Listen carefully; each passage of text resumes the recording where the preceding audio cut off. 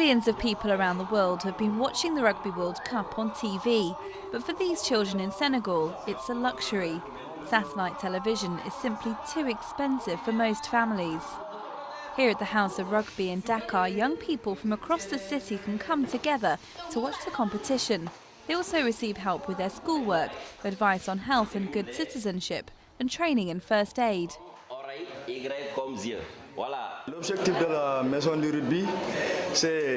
The purpose of the House of Rugby is to support children and young people in their schoolwork and train them to be model citizens.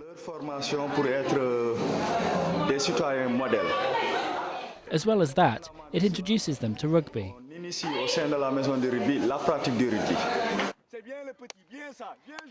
Every afternoon, dozens of boys and girls aged between 7 and 17 take to the dusty pitch to benefit from the free rugby lessons on offer here. Rugby was introduced to Senegal over 40 years ago, but it's still not commonly played. Yet the few clubs that offer the sport find its popularity growing.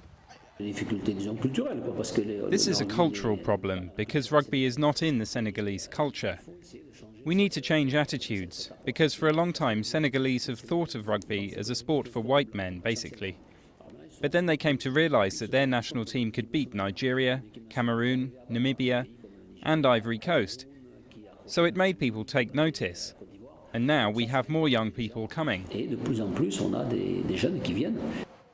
The national rugby team may be able to beat its African neighbours, but it didn't manage to qualify for this year's World Cup. The hope is that as the game becomes more popular, it'll become more successful too.